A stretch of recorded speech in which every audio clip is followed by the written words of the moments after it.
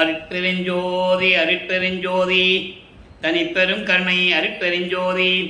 எல்லா உயிர்களும் இம்முற்று வாழ்க, வள்ளல் மலரடி வாழ்க வாழ்க, கொல்லா விரதம் குவளை எல்லாம் ஓங்குக, நல்லோர் நினைத்த நலம் பெறுக, நன்றி நினைத்த எல்லோரும் வாழ்க இசைந்து. உலக மக்களே, அறிவார்ந்த அன்பர்களே, ஆண்மநேய ஒருமைப்பாடுடைய அன்பர்களே, வல்லப்பமான மக்களிய திருவற்பாவிலிருந்து அருட்பெருஞ்சோதி ஆண்டவருடைய திருவிளையாடல்களை பார்த்து கொண்டிருக்கிறோம். அருட்பெருஞ்சோதி ஆண்டவர் இந்த பிரபஞ்சம் தோன்றிய காலத்திலிருந்து எவ்வளவோ திருவிளையாடல்கள் செய்திருந்தாலும் கூட கலியுகத்தினுடைய கடைசி திருவிளையாடல் 1823ஆம் ஆண்டு தொடங்கி 30/1/1874 இரவு 12 மணி வரையிலும் அருட்பெருஞ்சோதி ஆண்டவருடைய திருவிளையாடல் தொடர்ந்து கொண்டிருந்தது. அதற்கு காரணம், ஏற்கனவே பிரபஞ்சத்தில் தோன்றிய 4 யுகங்களிலும் கிரேத யுகம், திரேத யுகம், துவார யுகம், கலியுகம் 4 யுகங்களிலுமே தோன்றிய சமயங்களும் மதங்களும் மார்க்கங்களும் அவர்களுக்கு கருத்துக்கு ஏற்றபடி தலைவர்களை உருவாக்கி அந்த தலைவர்களுக்கு ஏற்றபடி ஆலயங்களை அமைத்து அதற்கு ஏற்றபடி வழிபாட்டு முறைகளை அமைத்து வழிபாடு செய்து விட்டார்கள். இந்த தோன்றிய 4 யுகங்களிலுக்குமே ஆயுள் காலம் உண்டு. கிரேத யுகத்திற்கு 17,28,000 வருடங்களும், திரேத யுகத்திற்கு 12,96,000 வருடங்களும், துவாபர யுகத்துக்கு 8,64,000 வருடங்களும், கலியுகத்துக்கு 5,000 வருடங்களும் என்ற ஒரு கணக்கு உண்டு. அப்போ இந்த ஆயுள் காலம்லாம் முடிந்தவுடனே அதில் தோன்றிய இந்த 4 யுகங்களிலும் தோன்றிய சமயங்கள், மதங்கள், மார்க்கங்கள் என்பவற்றுடைய நெறிகளும் மறைந்து விட்டது. இதை வழக்கமானவர்கள் திருவற்பாவிலே தெளிவாக கூறியிருக்கிறார்கள். அப்போ அந்த யுகங்களும் சமயங்களும் மதங்களும் மார்க்கங்களும் முடிவடைந்த நிலையில், கலியுகம் முடிவடைந்த நிலையில் ஒளியுகம் தோன்றுகிறது. இப்போ நம்ம ஒளியுகத்தில் இருந்துகிட்டு இருக்கோம். இந்த ஒளியுகத்திலே இருக்கின்ற மக்களுக்கு, இந்த ஒளியுகத்திலே வாழ்ந்து கொண்டிருக்கின்ற மக்களுக்கு ஆன்மீக மார்க்க வேண்டும் என்பதற்காக ஒரு தனி மார்க்கத்தை அருட்பெருஞ்சோதி ஆண்டவர் உருவாக்கி அதை தன் மகன் கையில் ஒப்படைத்து இந்த பிரபஞ்சத்தை இயக்க வேண்டும் என்பதற்காகவே அவர் அருளால் ஒரு ஆண்மகனை பெற்றெடுத்து அந்த பிள்ளைக்கு செல்வப்பிள்ளை என்று பெயரிட்டு வளர்த்து கொண்டிருக்கிறார். காலங்கள் நெருங்கிக் கொண்டிருந்த காலகட்டத்தில், அதாவது சதாசிவனுடைய ஆயுள் காலம் முடிவதற்கு 5 பத தலைவர்களிலே பிரம்மன், திருமால், ருத்திரன், மகேஸ்வருடைய ஆயுள் காலம் முடிந்த பிறகு அந்த 5 தொழில்களையும் சதாசிவம் செய்து கொண்டிருக்கிறார். அப்போ அந்த சதாசிவத்துடைய ஆயுள் காலம் முடிவடைகின்ற காலத்தில் 51 ஆண்டுகள் இருக்கின்ற காலத்தில், இந்த 51 ஆண்டுகளுக்கு பிறகு இந்த பிரபஞ்சத்தை இயக்க வேண்டும் என்பதற்காக தன் மகனை உருவாக்குகிறார். அப்போ அந்த 51 ஆண்டுகள் திருவிளையாடல் நடந்து கொண்டிருக்கிறது. 1823ஆம் ஆண்டு தொடங்கிய திருவிளையாடல் 1874 ஆண்டுகள் வரை நடந்து கொண்டிருக்கிறது. இப்போ அந்த 51 ஆண்டுகளையும் தன் மகனை இந்த புலோகத்திற்கு வருவிக்க செய்து இந்த 51 ஆண்டுகளையும் 8 ஆண்டுகளாக பிரித்து 6 நிலைகளை பிரித்து 6 × 48, மீதி 3 வருடங்கள் கடைசியில் மேட்டுக்குப்பத்தில் நடந்தது. இந்த 6 8களிலும் ஒவ்வொரு 8களிலும் எப்படி தன் மகனுக்கு அருளை கொடுக்கிறார் என்பதை தான் நாம் திருவற்பாவிலே இருந்து பார்த்து கொண்டிருக்கிறோம். நமது பிள்ளை பெருமானவர்கள் வருவிக்க விட்டதற்கு காரணம், சுத்த சன்மார்க்கத்தை மக்களிடம் பரப்புவதற்காகவும் உலக மக்களையெல்லாம் சுத்த சன்மார்க்கத்தில் இணைத்து உலக மக்களெல்லாம் இன்புற்று வாழ வேண்டும் என்பதற்காகத்தான் இந்த பூலோகத்திற்கு வருவிக்க விட்டார் என்பதை தெளிவாக பாடலிலே நமக்கு அருளியிருக்கிறார்கள். அகத்தை கருத்து புறத்தை வெளுத்திருந்த உலக அனைவரையும் சகத்தை திருத்தி, திருத்தி என்பது உலக மக்களையெல்லாம் ஒன்று சேர்த்து இந்த உலக மக்களுக்கெல்லாம் சுத்த சன்மார்க்கம் தேவை என்பதற்காக திருத்தி சன்மார்க்கத்தை அடைவித்திட அவரும் யுகத்தே பரத்தை பெற்று, யுகம் என்பது இந்த யுகத்திலே பூலோகத்திலே பரத்தை பெற்று என்பது இறைவனுடைய அருள்களையும் செல்வங்களையெல்லாம் பெற்று மகிழ்ந்திடுவதற்கென்றே, அதாவது மகிழ்ச்சியாக இருக்க வேண்டும், இன்புற்று வாழ வேண்டும் என்பதற்காகவே என்னை உகத்தே இறைவன் வருவிக்க உற்றேன். உகத்தே என்பது கலியுகத்தில், என்னை இந்த கலியுகத்தில் என்னை வருவிக்க செய்தார். என்று பாடலிலே நமக்கு அருளியிருக்கிறார்கள். வல்லற்பமானவர்கள் வருவிக்க உற்ற நாள் 5/10/1823 ஆண்டு. நமது இறைவன் வல்லற்பமானவர்கள் ஒரு தாயின் வழியாக வருவிக்க உற்றார். அவர் வருவிக்க உற்ற இடம் சிதம்பரம் அருகிலே இருக்கின்ற மருதூர் என்ற ஒரு கிராமம். அந்த கிராமத்திலே சைவகுலத்தில் இருந்த ராமையா பிள்ளை சின்னையம்மையார் அவர்களின் மகனாக வருவிக்க உற்றார். அப்போ மகனாக வருவிக்க உற்றார் என்பது இறைவன் தன் மகனை எப்படி வருவிக்க செய்தார் தெளிவாக நமக்கு அள்ளியிருக்கிறார்கள்.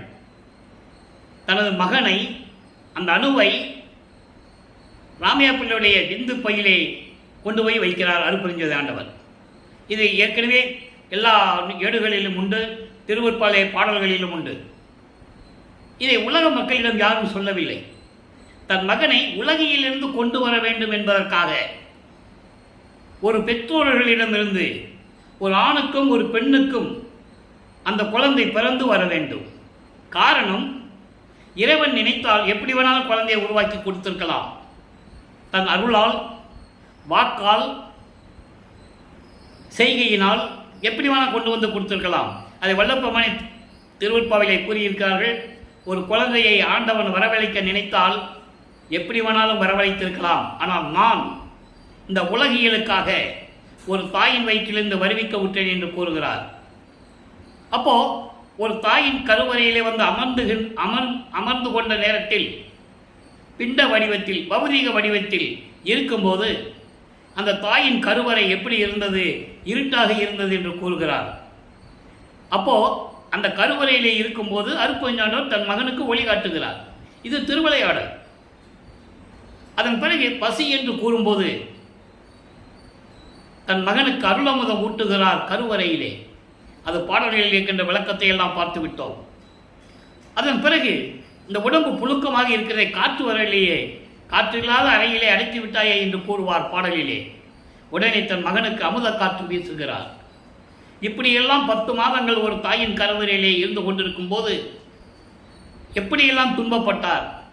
இந்த தத்துவங்களும் பிண்ட துரிசுகளும் காமம், குரோதம், லோபம், மோகம், மதம், ஆச்சரியம் போன்ற இவையெல்லாம் எப்படியெல்லாம் சேட்டை செய்தன, எப்படியெல்லாம் அவரை துன்புறுத்தின என்ற காலகட்டத்தில் இவற்றையெல்லாம் தன்னிடம் வராதவாறு என்னை பாதுகாத்தார் என்னுடைய தந்தை என்று கூறுவார்.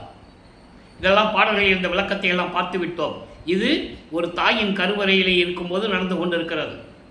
அதன் பிறகு இந்த பூலோகத்தை தொட்டவுடன், ஒரு தாயின் கருவறையிலிருந்து வெளியே வந்தவுடன் 5 மாத காலத்தில் நமது குழந்தை இறைவன் 5 மாதமாக இருக்கும்போது உலகியலிலே திருவிழாவுக்கு செல்லுவது போல சிதம்பரத்துக்கு நமது குழந்தை இறைவனை எடுத்து செல்லுகிறார்கள்.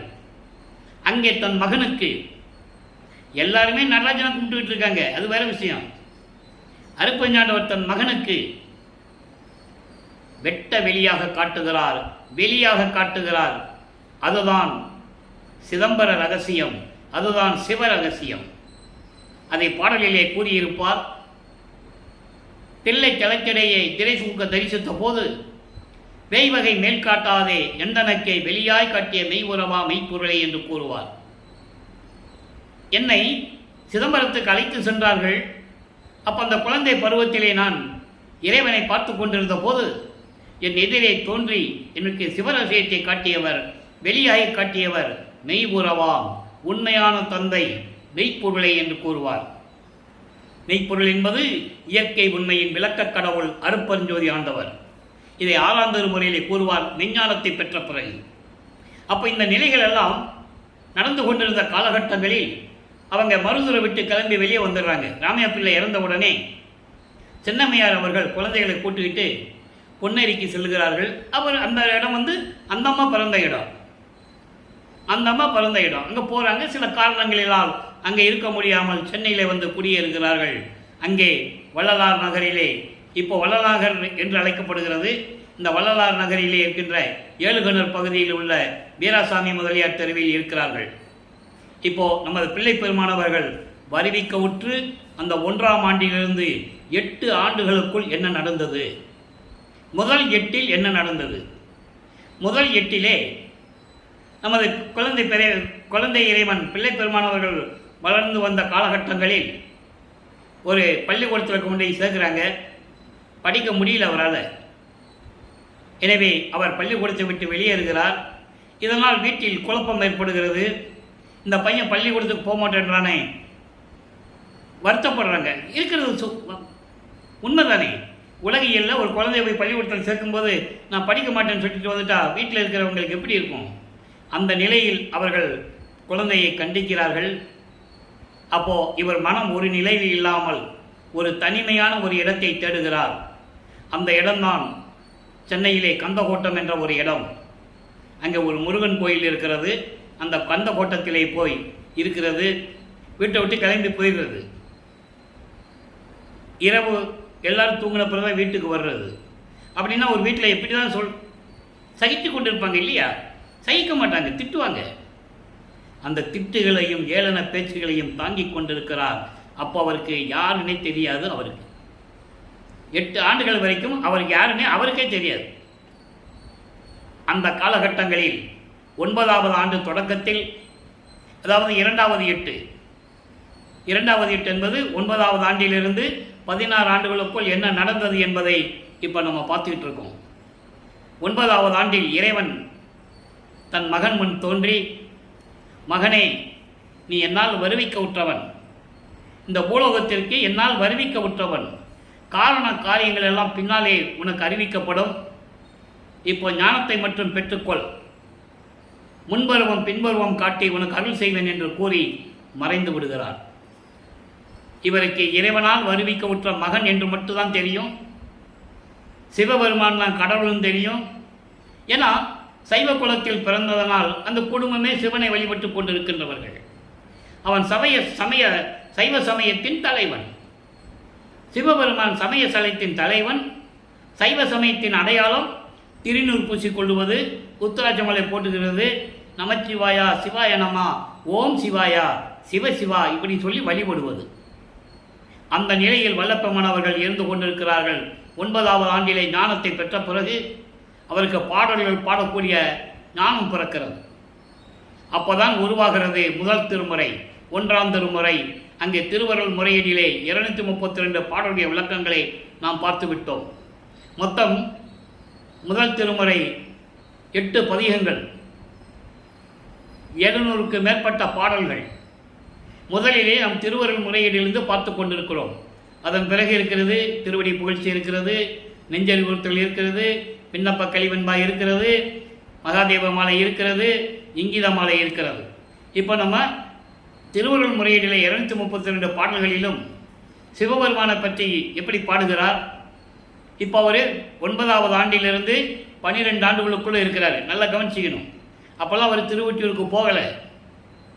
இந்த 3 வருடங்களில் அவர் இருந்த இடத்திலே இருந்து கொண்டு சிவபெருமானை எப்படி வழிபட்டார் என்பதையும், சிவபெருமான் மீது வழிபட்டார் என்று சொல்வதை விட எப்படி முறையீடு செய்தார் என்பதையும் திருவருள் முறையீடிலிருந்து நாம் பார்த்து விட்டோம். இப்போ என்னதான் திருவருளின் முறையீடில் சிவபெருமானை பற்றி சிவபெருமான் விட்ட முறையீடு செஞ்சால் கூட எந்த விதமான பதிலும் இல்லை. அதன் பிறகு அவருக்கு ஒரு யோசனை தோன்றுகிறது. தந்தையை பற்றி பாடி பிரயோஜனம் இல்லை, வந்து அருள் கொடுக்குற மாதிரி தெரியல, வருவிக்க விட்டணும் என்று சொல்லிவிட்டு போனதோடு சரி, அம்மனை பற்றி பாடலாம், வடிவுடை அம்மனை பற்றி பாடலாம் என்று முடிவெடுத்து வடிவுடை அம்மனை பற்றி பாடுகிறார். தந்தையிடம் எதுவும் கிடைக்கவில்லை, தாயிடம் கெஞ்சுகிறார்.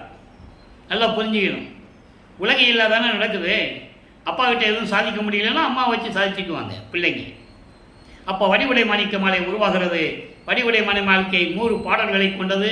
ஒவ்வொரு பாடலிலும் எப்படி அம்மனை வேண்டுகிறார், முறையீடு செய்கிறார் என்பதை பார்த்து கொண்டிருக்கிறோம். இன்று 15வது பாடல். இப்போ வல்லப்பமானவருக்கு 16 ஆண்டுகளுக்குள் இருக்கிறார். 12வது ஆண்டில் இந்த நிலைகளெல்லாம் நடக்கிறது. அப்போ அவருக்கு சுத்த சன்மார்க்கம் தெரியாது. அருப்பரஞ்சோதி ஆண்டவர் யாருன்னு அவருக்கு தெரியாது. அவருக்கு தெரிஞ்சதெல்லாம் சைவ சமயத்தினுடைய நெறிகள், சிவபெருமான், இதான் அவருக்கு தெரியும். ஆனால் இறைவனுடைய பிள்ளை என்று தெரியும். இந்த நிலையில் இருக்கும்போது வடிவுடை மாணிக்க மாலை எப்படி உருவாகிறது என்பதையும் பார்த்து விட்டோம். இப்போ 15வது பாடல். பின் ஈன்ற பிள்ளையின் மேலார் வம் தாய்க்கு என பேசுவர். மேலார் வம்புக்கு தாய் என பேசுவர். அப்படி படிக்கணும் அந்த பாடலை. இது பாடலெல்லாம் புரியாது உங்களுக்கு. இறைவன் தயவையும் அருளையும் பெற்றிருந்தால்தான் இந்த பாடலை படிக்க முடியும். திருவருட்பாவை. பின் என்ற பிள்ளையின் மேலார் வம்பு தாய்க்கு என பேசுவர், நீ முன்கின்ற பிள்ளையின் மேலாசையுள்ள பா மை அரசு அசுரர் மை அசுரர் கொன் ஈன்ற போர்க்கிளம் பிள்ளையை போருக்கு இளம் பிள்ளையை ஏவ கொடுத்தது என்னே மண் ஈன்ற ஒற்றிமையிலே வடிவுடை மாணிக்கமே. இந்த பாடலுடைய பொருள் பாருங்க. அதாவது பெற்றெடுத்த பிள்ளைகள் தங்கள் தாய்க்கு ஆதரவாக பரிந்து பேசுவார்கள். ஒரு தாய்க்கு யாராவது வம்பு பேசுனாங்கன்னா, யாராக இருந்தாலும் சரி, வம்பு பேசுனாங்கன்னா தன் தாயை கூப்பிட்டு வம்புக்கு சண்டைக்கு இழுத்தாங்கன்னா பெற்ற பிள்ளைகள் தன் தாய்க்கு பரிந்து பேசுவார்கள். இதில் சூட்சமமான விளக்கம் இருக்கே. அப்படிதானே நீ பேசுவாங்க உலகியல்ல. நீ மட்டும் எப்படி பேசணும் உன் பிள்ளைகளுக்கு? சிவபெருமானுக்கிட்ட முருகனுக்கு விநாயகனுக்கு எப்படி பரிஞ்சு பேசின அந்த விளக்கத்தை சொல்கிறாரு. நானும் உன் பிள்ளை தானே. அப்போனா அந்த நிலையை சொல்கிறாரு. பிள்ளைகள் தாய்க்கு பரிந்து பேசுவாங்க. நான் அதை மாதிரி உங்ககிட்ட நான் வேண்டிக்கிட்டு இருக்கேன், நீ எனக்கு பரிந்து அப்பங்கிட்ட சொல்லி அருளை வாங்கி கொடுக்கணும். அடுத்து சொல்கிறார் பாருங்க. ஆனால் நீ முன்னொரு காலத்தில் அதாவது கடந்த யுகங்களில் முன்னொரு காலத்தில் நீ பெற்ற பிள்ளை இருக்கிறானே, சின்ன பிள்ளை, யார்? முருகன். சின்ன பிள்ளை, அதான் போருக்கு இளம் பிள்ளையை ஏவ கொடுத்தது என்ன? நீ முன்னாடி சின்ன பிள்ளை இருக்கானே முருகன், அவனை ஒரு அசுரனுக்காக போர்க்களத்திலே இறக்கி விட்டாயே. எதற்காக? போர்க்களத்தில் இறக்கி விட்டாயே, எதற்காக இறக்கி விட்டாய்? உன் மகனுடைய வீரத்தை காட்டுவதற்காக. ஒரு அசுரனை கொன்று மக்கள் நிம்மதியாக வாழ வேண்டும் என்பதற்காக அந்த போர்க்களம் ஏற்பட்டது. போர்க்களத்திலே உனது இளம் பிள்ளையை இறக்கி விட்டாய். அதற்குத்தானே. நானும் உன் பிள்ளை தானே. நானும் பாவக்கடலில் பிறவிக்கடலில் பிறந்து கொண்டு இந்த உலகத்திலே நான் அவதைப்பட்டுக் கொண்டிருக்கிறேனே. எனக்கு ஏன் நீ அருளவில்லை? அப்பனிடம் சொல்லி சொல்லி பார்த்து விட்டேன், ஒரு பலனும் இல்லை. அப்போ இருக்கும்போது உன் பிள்ளையை மட்டும் ஏன் எதற்காக அனுப்பினாய்? போர்க்களத்திலே அசுரனை எதிர்கொள்வதற்காக. எனக்கும் அந்த அருளை கொடுக்க வேண்டுமே. நீ அருளை கொடுத்ததானே அனுப்பினாய். வேலை கொடுத்தாய், வெற்றியோடு சென்று வா மகனே என்று ஆசீர்வாதம் செய்து அனுப்பினாய். அருளை கொடுத்தாய், எனக்கு ஏன் கொடுக்கவில்லை? விரைவில் எனக்கு அருள வேண்டும். இமயமலை அரசன் பெற்ற மகளே, என் தந்தையிடம் இடது பக்கத்தில் அமர்ந்திருக்கின்ற என் தாயே, என் அம்மையே, வடிவுடை அம்மையே, வடிவுடை மாணிக்கமே, விரைவில் எனக்கு அருள்வாயாக என்று சொல்லி பாடுகிறார். விண்ணப்பம் வைக்கிறார், முறையில் செய்கிறார். இந்த நிலைகளெல்லாம் மாறுகிறது. மாறும்போது 13வது ஆண்டில் ஞானத்தை பெற்ற பிறகு 13வது ஆண்டில் முதல் முறையாக ஏழுகணர் பகுதியிலிருந்து திருவொற்றியூருக்கு செல்லுகிறார். தியாகராஜ பெருமானை நேரடியாக சென்று வழிபடலாம் என்று 13வது ஆண்டிலே முதல் முறையாக செல்லுகிறார். முதல் முறையாக அங்கே சென்று 2ஆம் திருமுறை உருவாகிறது. 113 பதியங்கள், 1207 பாடல்கள். ஒவ்வொரு பதியங்களிலும் இருக்கின்ற விளக்கங்களை எல்லாம் பார்த்து கொண்டிருக்கிறோம். இந்த 2வது எட்டில் 16 ஆண்டுகளுக்குள் என்ன நடந்தது? அப்போ 26 பதியங்களை இதுவரைக்கும் பார்த்திருக்கிறோம். 26 பதியங்களுடைய ஒரு சுருக்கம். இவர் காலையில் எந்திரிச்சு வீட்டிலேருந்து எந்திரிச்சு போக வேண்டியது, அங்கே திருவொற்றியூருக்கு போயிட வேண்டியது, அங்கே தெருமுனையில் நின்றுக்க வேண்டியது, நேராக கோயிலில் பார்த்து தியாகராஜன் பார்த்து பாடி மனம் உருகி பாடி முறையீடு செய்கிறது. இப்படி தான் ஓடிக்கொண்டிருக்கிறது. ஒரு காலகட்டத்தில் இனிமேல் இங்கே இருந்து நம்ம புரோஜனம் இல்லை, திருமல்ல வயலுக்கு போவோம். ஏன்னா அங்கே ஒரு திருவிளையாடல் நடந்திருக்கு. அங்கே இருக்கின்ற சிவபெருமான் பெயர் மாசிலாமணி. அங்கே போகலாம் சொல்லி நடந்து போகிறார். அங்கே போய் மாசிலாமணி உருகி பாடுவார். உன்னால் வரிவுக்கு விட்டான் மகன் என்று நீ சொல்லிட்ட, நான் ஒத்துக்கிறேன். எனக்கு மகிழ்ச்சியாக தான் இருக்குது. ஆனால் என்னை இப்படி துன்பப்படுத்துகிறாயே, உன்னை தேடி தேடி வரேன், ஏன்னு ஒரு வார்த்தை கூட கேட்க மாட்டேன்ற, ஊமை மாதிரி நிற்கிற. நண்பர்களே, இங்கே சொல்லுவதெல்லாம் பாடல்களுடைய விளக்கம், கற்பனையாகவோ கதையாகவோ சொல்லப்பட்டதல்ல. பாடல்களில் இருப்பதை உங்களுக்கு விளக்கி கொண்டிருக்கிறோம். அப்போ அந்த நிலைகள் இருக்கும்போது ஒரு புரோஜனம் இல்லை, அங்கே போய் புரோஜனம் இல்லை. ஏனால் இறைவன் தன் மகனை பக்குவப்படுத்துகிறார். சமயங்களிலும் மதங்களிலும் மார்களிலும் இருக்க செய்து தியாகராஜ பெருமானை வழிபடணும், சிவபெருமானு சொல்லணும், மாசிலாமணின்னு சொல்லணும், மகனை பக்குவப்படுத்துகிறார். உடனே இவர் அங்கே போகிறத நிப்பாட்டிட்டார். அதுக்கப்புறம் திருவள்ளித்தாயத்துக்கு போகிறாரு. திருவள்ளித்தாயன்ற ஒரு இடம் இருக்குது சென்னைக்குள்ளே, வில்லிவாக்கத்துலேருந்து ஒரு 15 கிலோமீட்டர் இருக்குன்னு நினைக்கிறேன். அங்கே போய் இறைவனை பற்றி பாடுகிறார். அங்கே ஒரு திருவிளையாடல் ஏற்கனவே பிரபஞ்சத்தில் நடந்திருக்கிறது. அங்கே போய் கந்த துணி கட்டிகிட்டு இருப்பார் சிவபெருமான். ஏன் கந்த துணி கட்டிக்கிட்டு இருக்க? உனக்கு வேறு துணி இல்லையா? ஒன்று பண்ணு, நீ என்ன இந்த பூலோகத்துக்கு அனுப்பிட்ட, எதுக்கு அனுப்பிட்டேன்னு எனக்கு தெரியாது. ஏன் அனுப்புனேன், எதுக்கு அனுப்புனேன், எதற்காக அனுப்புனேன்னு எனக்கு தெரியாது. ஆனால் உன் மகனுன்னு சொல்லிட்டு போயிட்டேன். இப்போ நான் ஏகப்பட்ட சிக்கலில் மாட்டிக்கிட்டு இருக்கேன். உன்னை தேடி வர்றேன், காலையில் எழுந்திரிச்சு வீட்டிலேருந்து வந்துடுறேன். நான் வந்துட்டா உன்னை தேடி தேடி வந்துக்கிட்டு இருக்கேன். திருமலை வயலுக்கு போனாலும் அங்கே நீ ஊமை மாதிரி நிற்கிற, ஒன்றும் பேசுகிறது இல்லை. இப்போ இங்கே வந்திருக்கேன், இங்கே வந்து பார்த்தா நீ கந்த துணியை கட்டிக்கிட்டு இருக்க. ஒன்று பண்ணு, நீ எனக்கு கந்த துணியை கொடுத்துரு, நானும் கட்டிக்கிறேன், நம்ம 2 பேரும் நிற்போம்.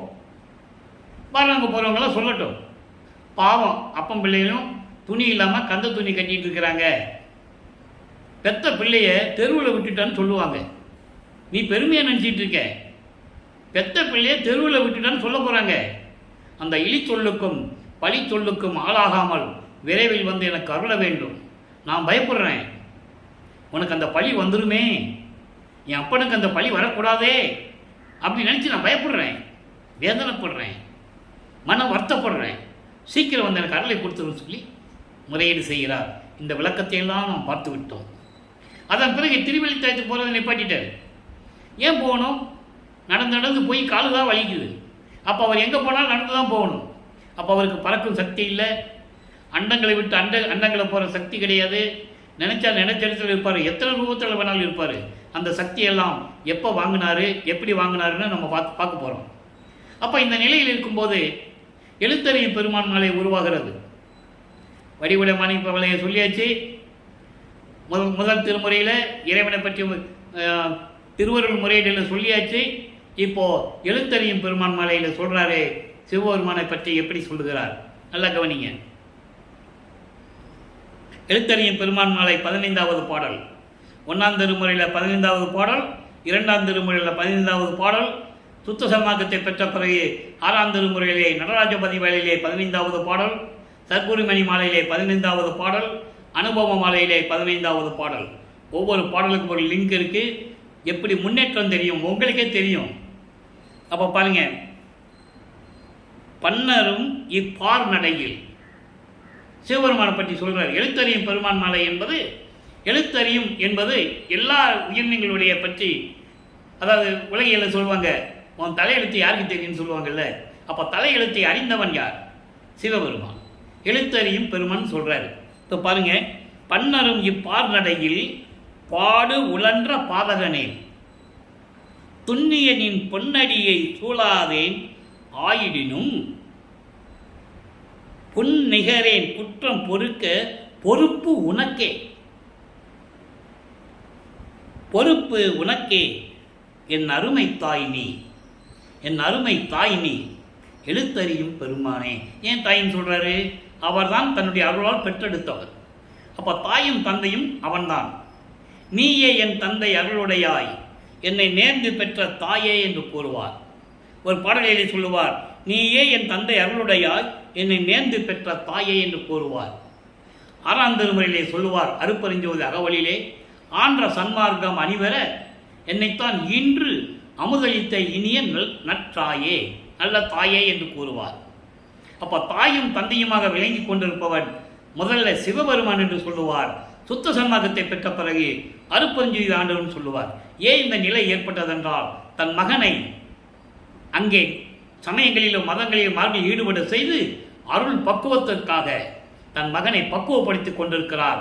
அதே நேரத்தில் தன் மகன் வாயால் அதெல்லாம் இனிமேல் தேவையில்லை. இப்போ நம்ம சுத்த சன்மார்க்க காலத்தில் இருந்து கொண்டிருக்கிறோம். அருப்பஞ்சோதி ஆண்டவர் தான் இறைவன், அதெல்லாம் தேவையில்லை என்று மக்களிடம் சொல்ல வேண்டும். அப்போ அங்கே இருக்க வேண்டும். இதுதான் கான்செப்ட். இப்போ அந்த பாடலை விளக்கம் பாருங்க.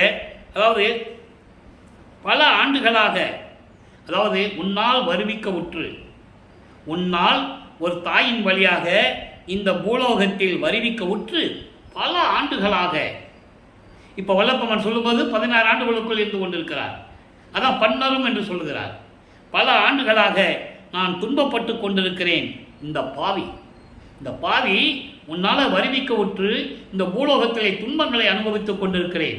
ஏளன பேச்சுகள், அவமானங்கள், எதை தான் தாங்கிக்கிறது? நீ சொல்லிட்டு போயிட்ட உன் மகன்னு, நான் யார்கிட்ட சொல்கிறது? அதையும் சொல்ல வேண்டாம்னு வேறு சொல்லிட்டு போயிட்டேன். யார்கிட்ட சொல்லக்கூடாது, வேஷம் மட்டும்தான் போடணும்னு வேறு சொல்லிட்டு போயிட்டேன்.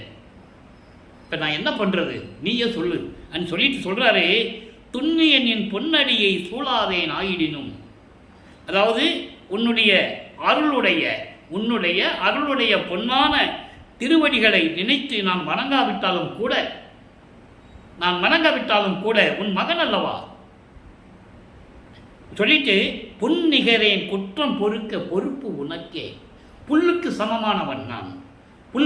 புல் நிகருக்கு, அதான் புண்ணுன்னு சொல்றார். இல்லு இன்னாக மருவி இருக்கிறது. புல்லுக்கு நிகரானவன் நான். ஒரு தூசிக்கு கூட நான் சமமானவன் கிடையாது. இருந்தாலும் கூட நான் செய்த பிழைகளை எல்லாம் மன்னிப்பது உனது கடமை அல்லவா, உனது பொறுப்பு. நீதானே என்னை வருவிக்க செய்தாய். நான் என்ன பண்றது?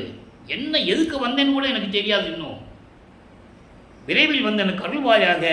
என் அருமை தாயே, நீ என்னை பெற்றெடுத்த தாயே, மகன் படுகின்ற பாட்டை பார்த்து நீ சும்மா இருக்கலாமா? இது நியாயமா? இது நீதியா? இது தர்மமா? என்றெல்லாம் ஒரு பாடலிலே கூறுவார். அப்படிப்பட்ட இறைவனே, எழுத்தறியும் பெருமானே, விரைவில் வந்து எனக்கு அருள்வாயாக என்று சொல்லி இந்த பாடலை நமக்கு அருளியிருக்கிறார்கள். ஆக அன்பர்களே, நமது பிள்ளை பெருமான் அவர்கள் வருவிக்க உற்று 16 ஆண்டுகள் வரையிலும் இந்த நிலையில் இருந்து கொண்டிருக்கிறார். வல்லப்பெருமானை பற்றி சொல்லும்போது இப்படியெல்லாம் சொல்லணும். பாடலில் இருக்கு. மனசு அவ்வளவு மகிழ்வாக இருக்கும். அவர் பட்ட துன்பங்கள், இறைவனுடைய பிள்ளைங்க, அவர் பட்ட துன்பங்கள், அவமானங்களை நினைக்கும் போது, அவர் சொன்ன பாடல்களை பற்றி சொல்லும்போது அப்படி கண்ணில் இருந்து தாழ்த்தலையாக கண்ணீர் வரும். மக்கள்கிட்ட சொல்லணும். வல்லப்பெருமானை பற்றி பேசும்போது இப்படியெல்லாம் சொல்லணும். வல்லப்பெருமான்கள் வருவிக்க விட்டு 207 ஆண்டுகள் முடிந்து விட்டது. 202 ஆண்டுகள் அவர் ஆண்டவராகி 154 ஆண்டுகள், 152 ஆண்டுகள் முடிய போகுது. 152 ஆண்டுகள் முடிய போகுது. அவரை பற்றி எப்படியெல்லாம் சொல்லணும்? ஒரு வட்டத்துக்குள்ளே நிப்பாட்டிட்டாங்க. அவரை ஒரு வட்டத்துக்குள்ளே நிப்பாட்டிட்டாங்க. காரணம், சமயங்களையும் மதங்களையும் மார்க்கங்களையும் சார்ந்தவர்கள், ஜாதிகள் மீது பட்டு கொண்டவர்கள் வல்லப்பெருமானுடைய இறைநிலையை சொல்லாமல் போயிட்டாங்க. அது இந்த வள்ளலார் ஊழியர் இறைவனுடைய தயவாலயம் கருணையாலயம் அவர் ஆசை பெற்று, அவருடைய அருளை பெற்று, திருவருட்பாவினுடைய விளக்கங்களை பெற்று உங்களிடம் பேசிக் கொண்டிருக்கிறேன். 6 திருமுறைக்கும் எனது தந்தை வல்லப்பெருமானவர்கள் விளக்கங்கள் கொடுத்திருக்கிறார்கள். அதை நான் எழுதி வைத்திருக்கிறேன். அதை வைத்து தான் நான் உங்கள்கிட்ட சொல்லிட்டு இருக்கேன். நான் தமிழ் இலக்கணம் இலக்கியவன் படித்தவன் அல்ல. நான் படித்ததெல்லாம் வேற. பிஎஸ்சி மேத்தமெட்டிக்ஸு, எம்காம் இப்படி படித்தவன். இது ஏன் சொல்கிறேன்னா, இறைவனுடைய அருளை பெற வேண்டும் என்றால் இறைவனிடம் உறுதியாக இருக்க வேண்டும், நம்ப வேண்டும். இவன் தான் இறைவன் என்பதை திருவருட்பாவிலே இருக்கின்றவர்களெல்லாம் பார்த்து கொண்டிருக்கிறோம். இப்போ 3ஆம் திருமுறையிலே உருவாகிற பாடல்களை எல்லாம் பார்த்து விட்டோம்.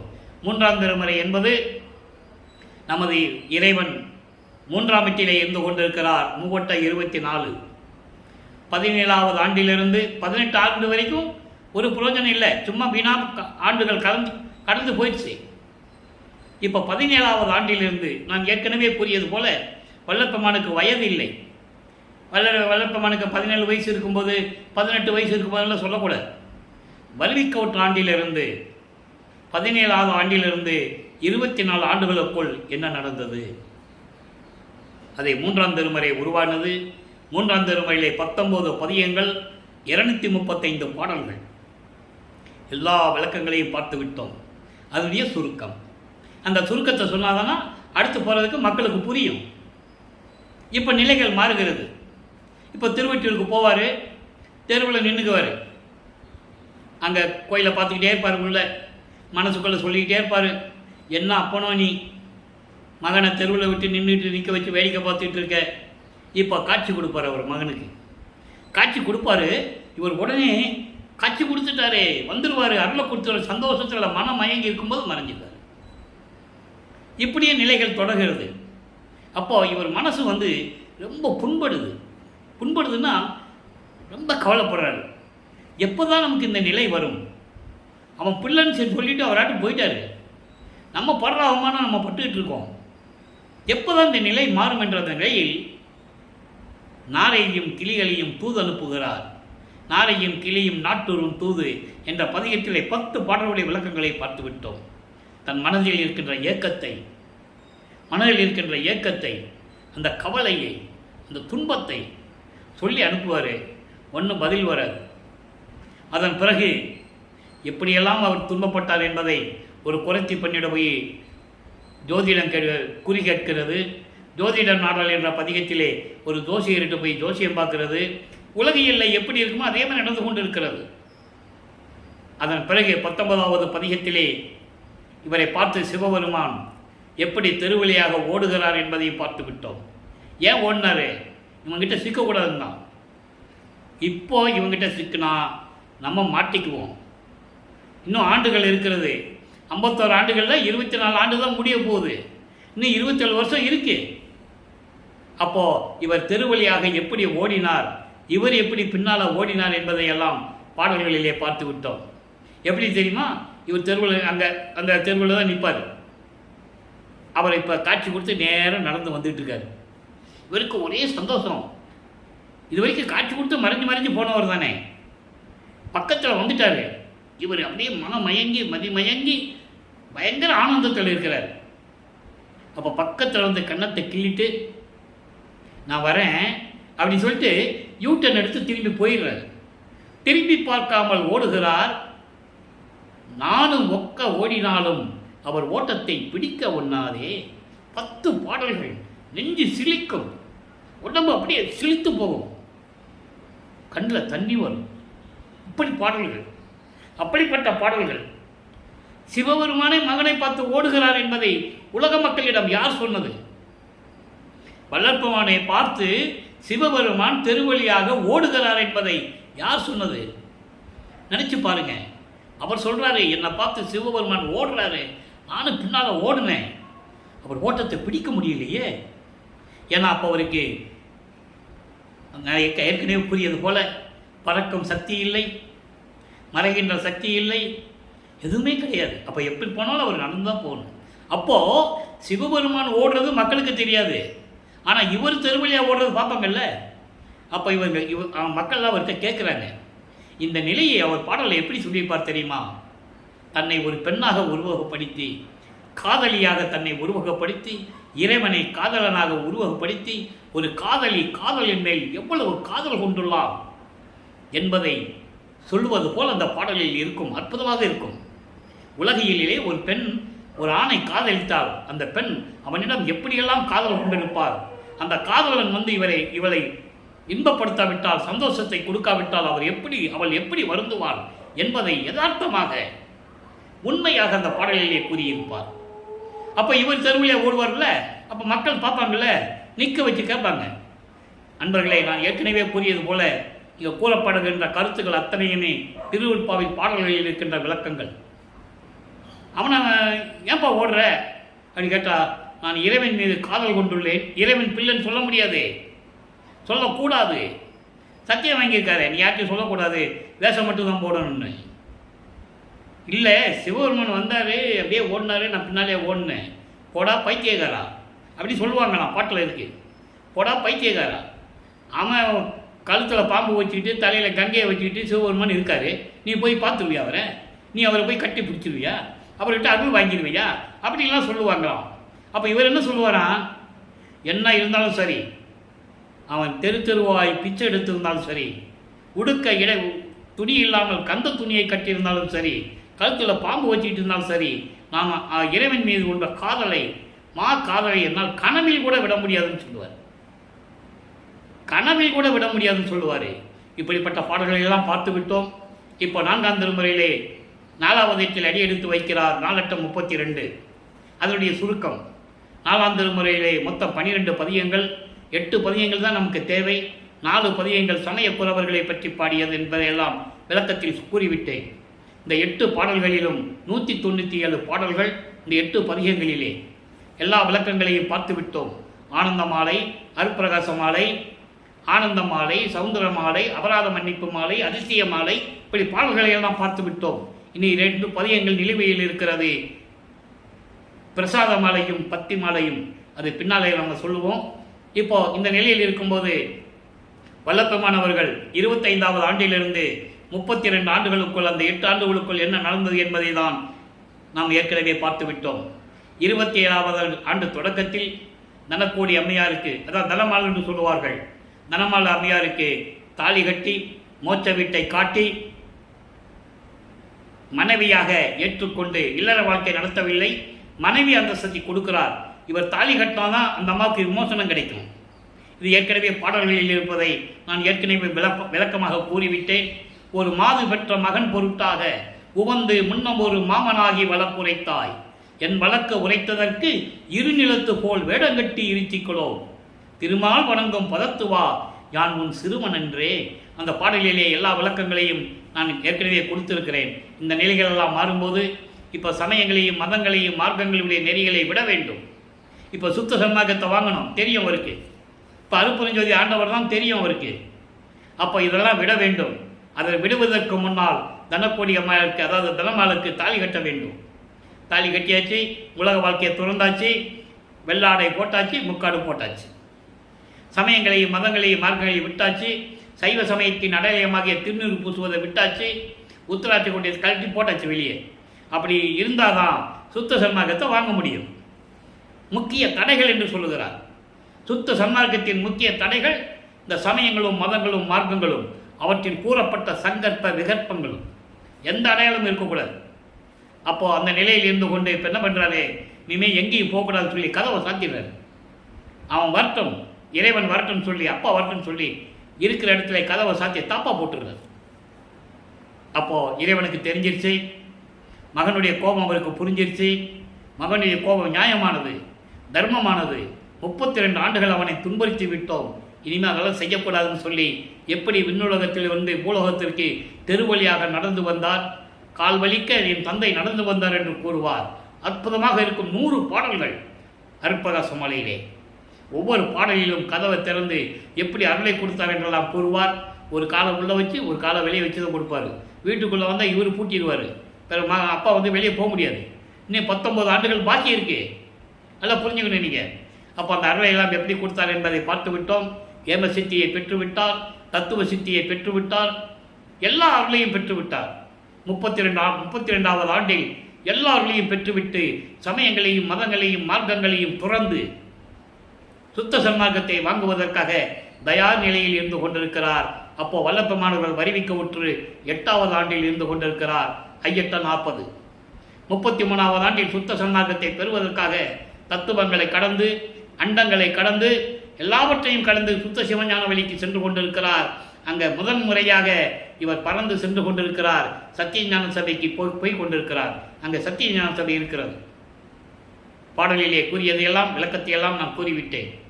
அங்கே தேவர்களும் எல்லாம் காத்து கொண்டிருக்கிறார்கள். சத்திய ஞான சபை படிக்கு கீழே தான் இருக்கிறாங்க. அவங்க உள்ளே போக முடியாது. கொலையும் கொலையும் தவிர்த்தவர்கள்லாம் உள்ளே போகணும். அதை தான் நீங்கள் சொன்னார் சத்திய ஞான சபை கட்டிட்டு. நல்லா புரிஞ்சுக்கிறீங்க. நீங்கள் அந்த விளக்கத்தை நம்ம பின்னால் பார்க்க போகிறோம்.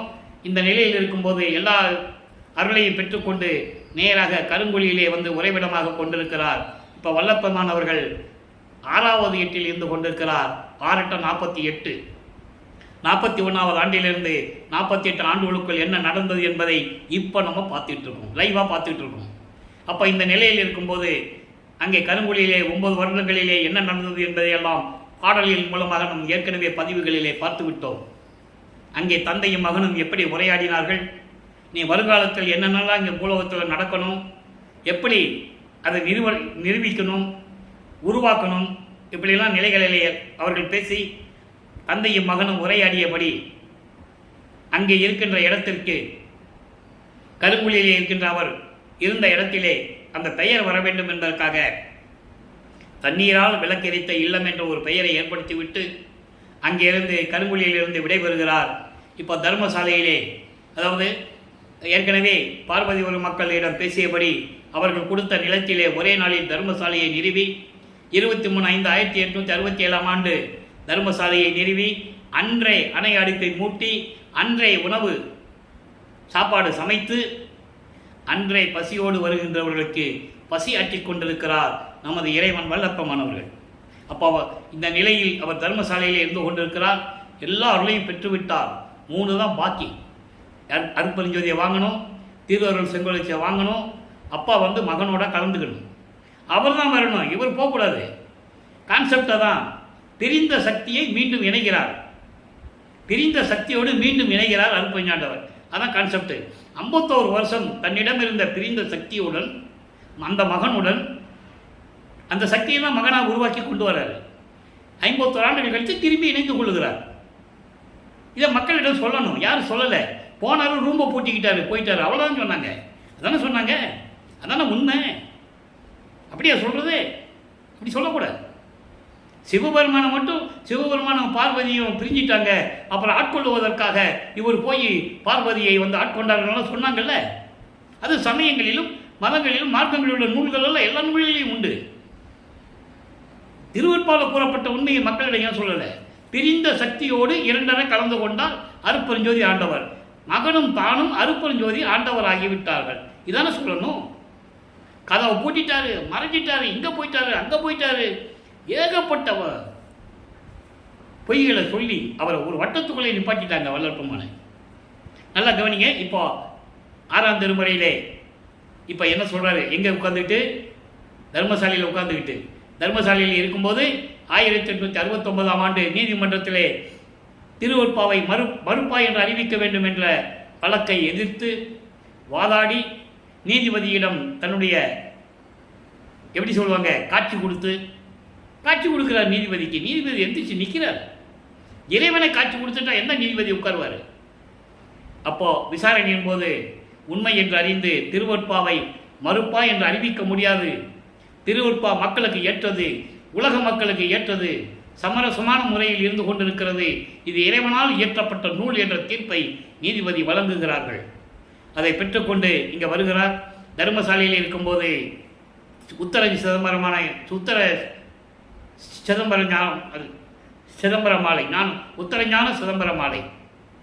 ஞான சிதம்பர மாலை உருவாகிறது. அதனுடைய விளக்கங்களை எல்லாம் பார்த்துவிட்டோம். ஜீவகாரண்ய ஒழுக்கம் உருவாகிறது.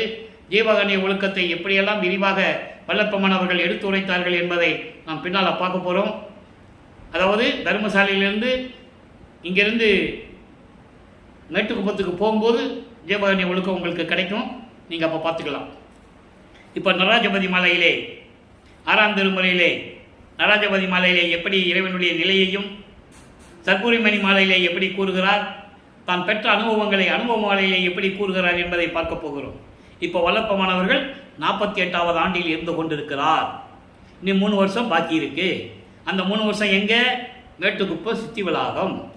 1870 இறுதி வரைக்கும் இங்கே இருப்பார். அப்போ அங்கே போயிடுவார். அப்போ நம்ம அங்கே நிலையை அப்போ பார்க்க போகிறோம். இப்போ 1869 நடந்ததெல்லாம் நம்ம சொல்லியாச்சு. சங்கராச்சாரியர் வந்தது, அவர் சமஸ்கிருதம் தான் தாய்மொழின்னு சொன்னது, இவர் தந்தை மொழி வேணால் இருந்துட்டு போகட்டும் தமிழ்னு சொன்னது, இப்படி நிகழ்ச்சிகள்லாம் இங்கே நடந்து கொண்டு இருந்தது. இப்போ நடராஜபதி மாலையில் எப்படி கூறுகிறார்? இதை ஏன் நடராஜபதி மாலையை நமக்கு அருளினார் என்றால், சமயங்களிலும் மதங்களிலும் சார்ந்த அந்த நடராஜன் கிடையாது. அதுக்கு இதுக்கும் மக்களுக்கு வித்தியாசம் காட்டணும். சமயங்களிலும் மதங்களிலும் மார்க்கங்களில் இருக்கும்போது சிவபெருமானை எப்படி வழிபட்டார்? சுத்த சமார்க்கத்தை பெற்ற பிறகு அருட்பெருஞ்சோதி தான் உண்மையான இறைவன் என்று சொன்னார். சமயமும் மதமும் காணா ஆதியநாதயாம் இருப்பெருஞ்சோதி, சாதி மதமும் சமயமும் பொய் என ஆதியில் உணர்த்திய அருட்பெருஞ்சோதி. அதெல்லாம் நம்ம பார்த்துட்டோம். இப்போ நடராஜபதி மாலையிலே இறைவனை பற்றி என்ன சொல்லுகிறார் என்பதை பார்க்க போகிறோம். நல்லா கவனிங்க. இறைவனை எப்படி சொல்கிறாரு? அவருடைய நிலை என்ன? உற்றியலும் அணு ஆதி மலை அந்தமான உடல் உற்ற கருவாகி முதலாய் உயிராய் உயிருக்குள் உயிராகி உணர்வாகி உணர்வுள் உணர்வாகி உணர்வுள் பற்றியலும் ஒளியாகி ஒளியின் ஒளியாகி அம்பரமாய் சிதம்பரமாய் சிதம்பரமேமாய் பண்புறு சிதம்பர பொற்சபையுமாய் அதன் பாங்கு ஓங்கும் சிற்றவையுமாய். எல்லாமே இறைவனை பற்றி சொல்கிறார். அருப்பஞாண்டர் எப்படி இருக்கிறாராம்? அதாவது அணு முதல் சேர்ந்து விளங்கக்கூடிய ஆன்மா நிலை இருக்கிறதே, அந்த ஆன்மா உடலில் கருவான முதலிருந்து அந்த ஆன்மா ஒரு உடலில் புகுந்து கருவாகும் இல்லை. அப்போ அந்த கருவான நிலையிலிருந்து அதன் பிறகு உயிராகி பிண்ட வடிவத்திலே பௌதிக வடிவத்தில் இருக்கும்போது அதுக்கு உயிராகி ஆன்மா உடலுக்குள்ள போகுது, அது கருவாகுது. அப்போ அதுக்கு உயிர் வேணும் இல்லையா? உயிராகி உயிருக்குள் உறும் உயிராகி அதுக்கு பிறகு உணர்வாகி அந்த உணர்வுக்குள் உணர்வாகி அந்த உணர்வு உள் பற்றியலும், அதாவது அந்த உணர்வை இயலோடு இயற்கை உண்மையோடு ஒளியாகி ஒளியின் ஒளியாகி அதான் ஜோதியில் ஜோதின்னு சொல்லுவார். அம்பரமாய் சிதம்பரமே மயமாய், அதாவது சிதாகாச வெளின்னு சொல்லுவார். நான் ஏற்கனவே சொல்லியிருக்கேன், சிதம்பரத்துக்கு விளக்கமே கொடுத்துருக்கேன். சிதம்பரம் என்பது சுத்த சிவஞான வெளியில் இருக்கின்ற அருப்பெருஞ்சோதி. அதை தான் இங்கே சொல்கிறாரு. சிதம்பரம்னா இந்த சிதம்பரத்தில் நடராஜன் கிடையாது. அப்போ அந்த மாதிரி இருக்கும்போது பண்புறு சிதம்பரம் பொற்சபையுமாய், சிதம்பர பொற்சபைன்னு சொல்லிட்டாரா? அங்கே சிதாகாசத்தில் திருச்சிற்றம்பலத்தில் இருக்கின்ற அருள் தன்மையோடு விளங்கி கொண்டிருக்கின்ற பொற்சபையுமாய் அதன் பாங்கில் ஓங்குகின்ற சிற்றவையுமாய். அப்போ பொற்சபையும் சிற்றவையும் சத்தியஞான சபையில் இருக்கிறது என்பதை தெளிவாக கூறியிருக்கிறார்கள். நல்லா புரிஞ்சுக்கணும். மானிடர்கள் அங்கே போக முடியாததுக்காக தான் அங்கே இருக்கிற சத்தியஞான சபையை இங்கே மக்களுக்காக நிறுவினார். உலகத்திலேயே இறைவன் நிறுவியது ஒன்று தான், வடலூரில் இருக்கின்ற சத்தியஞான சபை. மீது எல்லா கோயில்களிலுமே மன்னர்கள், ஜமீன்தார்கள், செல்வந்தர்கள் இப்படி தான் உருவாக்கியிருப்பாங்க. அந்த சமய தலைவர்கள் அவங்க தான் உருவாக்கியிருப்பாங்க. இறைவன் உருவாக்கிய இடம் இந்த உலகத்திலேயே, இந்த பிரபஞ்சத்திலேயே வடலூரில் இருக்கின்ற சத்தியஞான சபை என்பதை இங்கே நான் பதிவு செய்ய கடமைப்பட்டிருக்கிறேன். நீங்கள் சிந்திச்சு பாருங்க. எந்த புராணங்கள் காவியங்களாலும் எடுத்துக்கங்க, இறைவன் எங்கேயும் கோயில் கட்டினதே கிடையாது. அப்போ அந்த நிலையில் இருக்கும்போது தெற்றியலும் அச்சபையின் நடுவில் நடம் இடுகின்ற சிவமாய் விளங்குகின்ற பொருளே. சிவம் என்பது அருப்பெருஞ்சோதி. சிவன் வேறு, சிவம் வேறு, ஞானம் வேறு, மெஞ்ஞானம் வேறு என்பதை நான் ஏற்கனவே நம்ம பதிவுகளிலே விளக்கம் கொடுத்திருக்கிறேன். அப்போ இந்த நிலையில் இருக்கும்போது தெற்றியல் என்பது பல நிலைகளில் அடுக்கடுக்கான நிலைகள். அடுக்கடுக்கான நிலைகள் எப்படி வரும்? பரவெளி, பரம்பரவெளி, பராபரவெளி, பெருசுகவெளி, பெருவெளி, இப்படி பல நிலைகள் இருக்கிறது.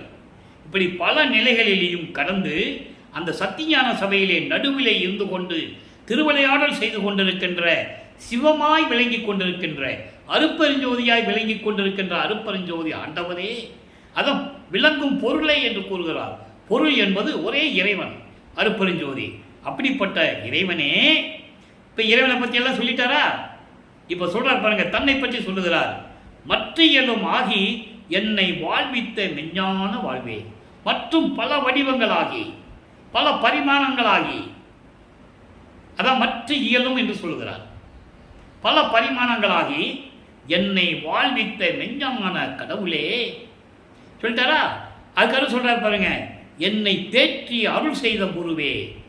என்னை தேற்றி என்பது என்னை அன்போடு அணைத்து சமயங்களிலும் மதங்களிலும் மார்க்கங்களில் இருக்கும்போது என்னை அதெல்லாம் நீக்கி என்னை தேற்றி எனக்கு தெளிவித்து அறிவை கொடுத்து அன்போடு என்னை ஆட்கொண்டு அணைத்து கொண்டு அருள் செய்த குருவே, அருப்பெருஞ்சோதியே.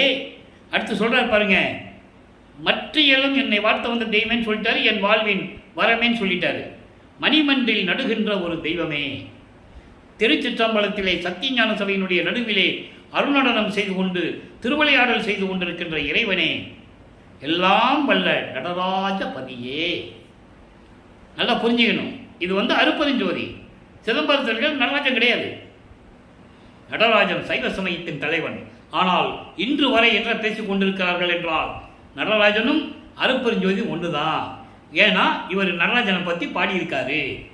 இப்படி பொய்யான தகவல்களை சொல்லி மக்களை ஏமாற்றி சுத்த சன்மார்க்கத்தை தெரிய விடாமல் பண்ணிவிட்டார்கள் என்பதுதான் இந்த ஊழியனுடைய ஆதங்கம்.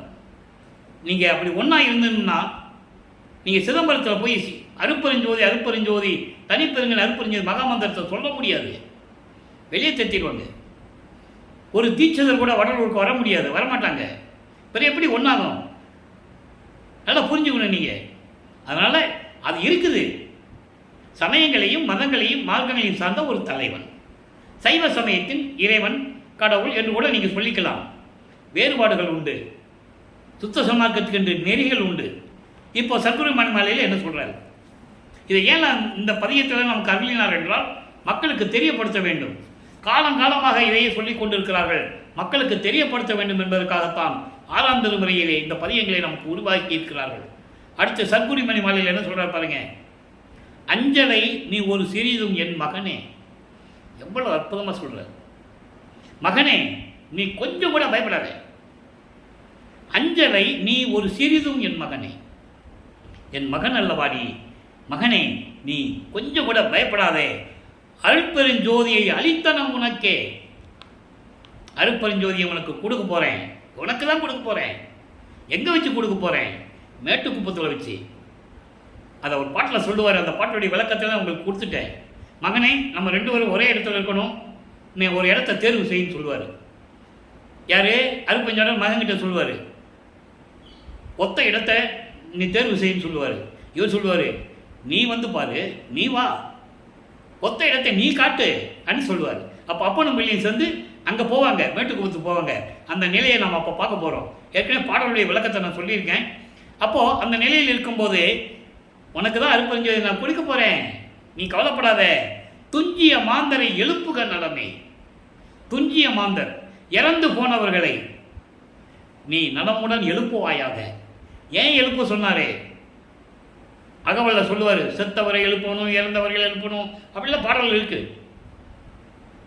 செத்தவர்களை ஏன் எழுப்ப சொன்னார்? செத்தவர்களை எழுப்புன்றது பிணங்களை எழுப்ப சொல்லலை அவர். செத்து போன ஆன்மாக்களை, அந்த ஆன்மாக்கள் வந்து சுத்த சன்மார்க்கத்தை தெரியாமல் போயிட்டாங்க. ஏன்னா பிரபஞ்சம் தோன்றிய காலத்துல எத்தனை பேர் இறந்துருப்பாங்க? இந்த 43,20,000 வருஷத்தில் எத்தனை பேர் இறந்துருப்பாங்க? அவங்களெல்லாம் திருப்பி கொண்டு வாட்டுறாரு. சுத்த சன்மார்க்கம் தெரியவங்களாம் திருப்பி கொண்டு வா, அவங்களே எழுப்பு, சுத்த சன்மார்க்கத்தை கொடு சொல்றாரு. சூழ்ந்த சன்மார்க்கத்தில் செலுத்துக சுகமே. இவ்வளவு விளக்கங்கள் இருக்கிறது, யாரும் மக்கள்கிட்ட சொல்லலை. சுத்த சன்மார்க்கம் உலகமெல்லாம் அப்படிதான் சுத்த சன்மார்க்கம் ஆகும். நல்லா புரிஞ்சுக்கணும். எல்லாரையும் சமயங்களையும் மதங்களையும் மார்க்கங்களையும் இறந்துருக்காங்க. அவங்களை திருப்பி கொண்டு வந்து சுத்த சன்மார்க்கம் கொடுத்துட்டோம்னா உலக மக்கள்லாம் சுத்த சன்மார்க்கத்தில் இருக்கிறாங்க. இறைவன் ஒருவனை என்று ஏற்றுக்குவாங்க. புரிஞ்சா அவங்களுக்கு? அதான் சொல்கிறாரு, அவங்களாம் கொண்டு வந்து சுத்த சன்மார்க்கத்தில் செலுத்த வேண்டும். விஞ்சுற மெய்ப்பொருள் மேலைதனிலே மேநிலைதனிலே விஞ்சைகள் பல உளன விளக்குக என்றாய். அந்த மக்கள்கிட்ட சொல்லணும், சுத்த சன்மார்க்கத்தில் சேர்ந்துட்டா மேன்மையான மெய்ப்பொருள் மேல்நிலையெல்லாம் நமக்கு கிடைக்கும். மேல்நிலையில் நமக்கு கிடைக்கும். மேல்நிலை என்பது மரணமில்லா பெருவாழ்வு. மரணமில்லா பெருவாழ்வில் வாழ்ந்திடலாம் கண்டேன். ஞானசரியில் சொல்லுவார். அந்த விளக்கத்தில் நம்ம பின்னால் பார்க்க போகிறோம். பெண்டிங்கில் இருக்க, நிலுவையில் இருக்க அந்த பதியம், கொடிப்பாட்டு, பேர் உபதேசம், ஞானசரியில் நம்ம சித்தி விழாவுக்கு போகும்போது அங்கே சொல்லுவோம். அப்போது தஞ்சம் என்றவருக்கு அருள் சத்திய முதலே தனி நடராஜ சர்க்குரிமை. தனி நடராஜன் சொல்லிட்டாரா? அந்த விளக்கத்திற்காகத்தான் இந்த பதியத்தை நான் உங்களுக்கு விளக்கத்தோடு சொல்லி கொண்டிருக்கிறேன். தனி நடராஜன். அப்போனா சிதம்பரத்தில் நடராஜன் கிடையாது. நீங்கள் புரிஞ்சுக்கணும். அந்த நிலையில் இருக்கும்போது இப்படியெல்லாம் சொல்லிட்டு தனித்திரு அலங்களில் 97வது பாடலில் சொல்லுவார் பாருங்க. அங்கே சொல்லும்போது சமயங்களிலும் மதங்களிலும் மார்க்கங்களில் இருக்கும்போது பார்வதியை ஒரு பக்கத்தில் வச்சிருக்க, உமையால ஒரு பக்கத்தில் வச்சிருக்க, மலை அரிசியை ஒரு பக்கத்தில் வச்சிருக்க, அப்படிலாம் சொல்லுவார்ல. சுத்த சன்மார்க்கத்துக்கு வந்த பிறகு சிவகாமி வள்ளி என்று சொல்லுவார். அருட்பெருஞ்சோதி ஆண்டவர் பக்கத்தில் இருக்கிறது யாரு? சிவகாமி வள்ளி. அந்த அம்மாவை எப்படி சொல்றார் பாருங்க. மாதுவோர் புடை வைத்த மாமருந்தே. அருட்பெருஞ்சோதி ஆண்டவனே, என் தந்தையே, ஒரு பெண்ணை இடது பக்கத்தில் வைத்திருக்கிறாயே, என் அம்மையை சிவகாமி வள்ளியை. என வேறுபடுத்தி சொல்லணும். சமயங்களிலும் மதங்களிலும் மார்களில் இருக்கும்போது பார்வதின்னு சொன்னோம், வடிவுடையம்மன் சொன்னோம், பல பேர்களை சொல்லிட்டோம். ஆனால் அருட்பெருஞ்சோதி ஆண்டவருக்கு வந்த பிறகு ஒரே பெயர்தான், ஒரே தந்தை, ஒரே தாய். சிவகாமி வள்ளி. அதை சொல்கிறாரு. ஏது சொன்னார்னா உலக மக்களுக்கு தெரியப்படுத்தணும், வேற்றுமைகள் வேறுபாடுகளை தெரியப்படுத்தணும். மணியே என் மட்டில்னா என்னை பொறுத்தளவில் யாதோ உன் திருவுளம். என்ன பொறுத்தளவு நீ என்னதான் நினைச்சிட்டு இருக்க? பூலோகத்துக்கு போக சொன்னேன், வந்துட்டேன். ஒரு தாய் வழியாக வருவிக்க சொன்னேன், நீ கொண்டு வந்த வந்துட்டேன். சமயங்களையும் மதங்களையும் மார்க்கங்களையும் இருக்க சொன்னேன், சிவபெருமான் சொன்னேன், சொல்லிட்டேன். திருநூறு பூசிக்கிட்ட சொன்னேன், பூசினேன். உத்தராட்ச மாலையை போட்டுக்கிட்ட போட்டுக்கிட்டேன். அதுக்கப்புறம் வேண்டாப்பா தூக்கி எறின்னு சொன்னேன், எரிஞ்சிட்டேன். இப்போ நீ என்னை பற்றி என்னதான் நினச்சிட்டு இருக்க? என் மட்டில் யாதோ திருவுள்ளம் ஞான் அறியேன். நீ என்னதான் நினச்சிட்டு இருக்க? இன்னும் ஒன்றும் புரியல.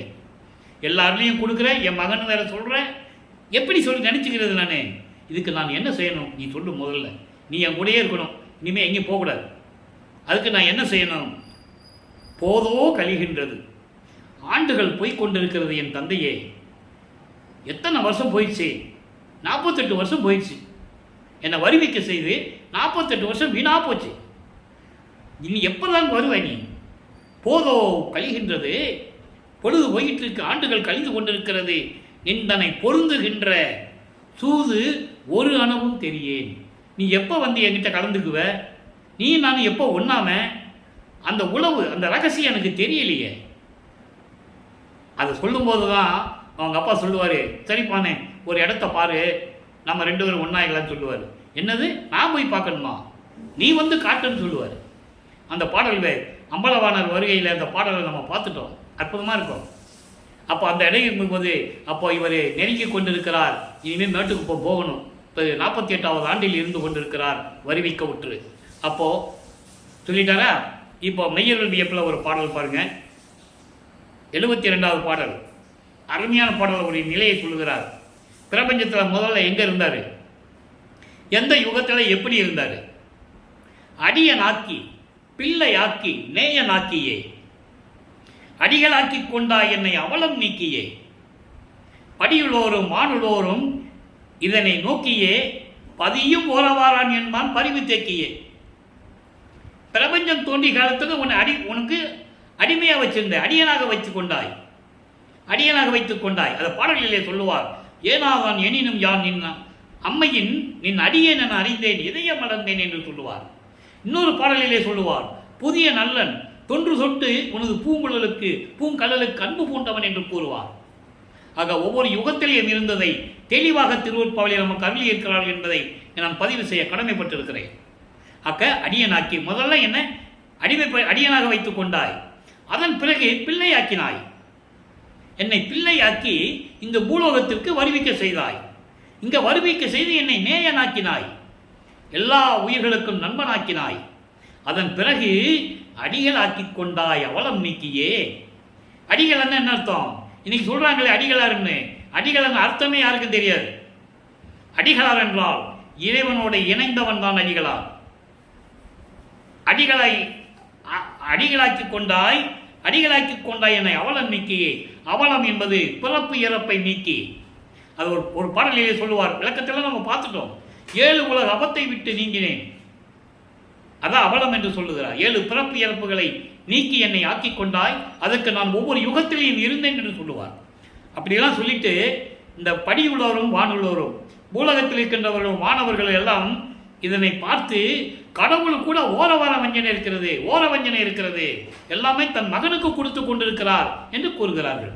இதை பாடலில் சொல்லிட்டாரா? நேரம் நல்கி கொண்டிருக்கிறது. அனுபவமான ஒரே ஒரு பாடல், 15வது பாடல். முதல்ல பாடலை சொல்லிடுறேன், அப்புறம் விளக்கம் சொல்லிடுறேன். கற்பூரம் குறந்திடுக தனி தோழி, எனது கணவர் வருதருணம் இது கண்ணாறு கழிப்பாம். எற்பூத நிலை அவர்தம் திருவடி தாமரைக்கீழ் இருப்பதடி, கீழ் இருப்பது என்று நினையில் காண். பற்பூத நிலை கலந்து நாத நிலைக்கு அப்பால் பரநாத நிலை, அதன் மேல் விளங்குகின்றது அறிமீ. இப்பூவை அவ்வடிக்கு கண்ணாறு கழித்தால் எவ்வுலத்து எவ்வுயிருக்கும் இனிது நலம் தருமே. இது பாடலுடைய சுருக்கம் பாருங்க. என் கணவர் வருகின்ற நேரம் வந்துவிட்டது. கணவர் இவர் தன்னை மனைவியாகவும் இறைவனை கணவனாக வர்ணனை செய்து தோழியிடம் சொல்லுவது போல இந்த பாடல். அவருக்கு கண் திஷ்டி கழிக்கணும். உலகில் சொல்லுவாங்களே, கண்ணு பட்டுச்சுப்பா திஷ்டி கழிக்கணும்னு சொல்லுவாங்களே, அதே போல கண் திருஷ்டி பட்டு விட்டது, நீ கற்பூரம் கொண்டு வா, கண் திருஷ்டி கழிக்கணும். 5 பூதங்களையும் அவர் திருவடியில் வைத்துக் கொண்டிருக்கிறார். அதான் எற்பூத நிலை என்று சொல்லுகிறார். 5 பூதங்களையும் தன் திருவடியில் வைத்துக் கொண்டு, திருவடியின் கீழ் வைத்துக் கொண்டு அரசாட்சி செய்து கொண்டிருக்கிறார். அப்படிப்பட்டவர், அதாவது ஆளக்கூடியவர். 5 பூதங்களுக்கு கால் கடியில் இருக்குதுன்னா நீ தவறா நினைக்காத தோழி, உலக மக்களுக்கு சொல்றாரு.